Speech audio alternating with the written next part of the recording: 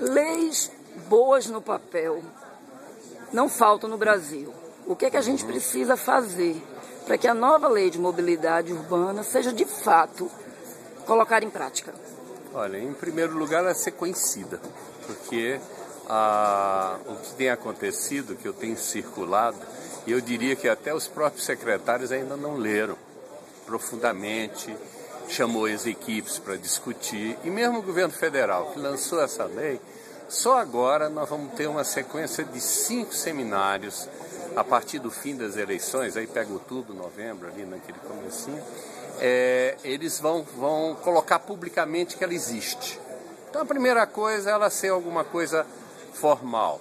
A outra, nós temos fazer com que o Fórum de Secretários assumam isso como um elemento para ele refletir o que ele tem de mudar na sua forma de definir prioridades.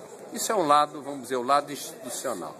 Do lado da sociedade civil, o que nós estamos defendendo aí, junto ao Fórum Nacional da Reforma Urbana, que tem os movimentos sociais e as ONGs, junto à sociedade, é que ela comece a saber quais são os seus direitos. Então, a lei ela é muito forte nas exigências de questões que a gente que lida com o movimento popular vem defendendo há muitos anos, que é, por exemplo, a obrigatoriedade do poder público de abrir espaço de participação, deixar transparente a sua planilha tarifária, dizer quanto o usuário financia das gratuidades, quanto ele paga em cada viagem que ele anda, né? A gente começar a mostrar quanto o usuário paga por ter o ônibus no congestionamento. Para a gente ter uma ideia, em São Paulo, de R$ 3,00 o usuário paga 70 centavos, porque o ônibus está no congestionamento. Se não tivesse a tarifa, seria mais barato. Nós teríamos de ver os outros tipos, audiências públicas, vários instrumentos que tem o movimento social, de exigir esse controle, né? A outra coisa, a transparência das tarifas, tudo questões que o movimento popular vem lidando há muitos anos e hoje a lei coloca como obrigatoriedade. A outra coisa que é fundamental, e aí a grande briga, é a disputa da rua pública, da rua. A rua é um bem público, esse bem deveria ser utilizado de forma democrática, de forma proporcional às pessoas que circulam. Ele não, ele é usado conforme o veículo circula. Para a gente ter uma ideia, as informações que a gente tem de pesquisa, no caso de São Paulo, que eu tenho uma informação mais detalhada, 10% da via onde circula transporte público, quer dizer, uma parte pequena do conjunto das vias urbanas, o ônibus ocupa 10%. Se a gente considerar o conjunto das vias, aí incorporando aquelas onde o ônibus não circula, isso chega a 0,13%, para você ter ideia, né? Em cidades como Curitiba, Porto Alegre, tem muitos corredores, aonde circula o transporte público, chega a 30%.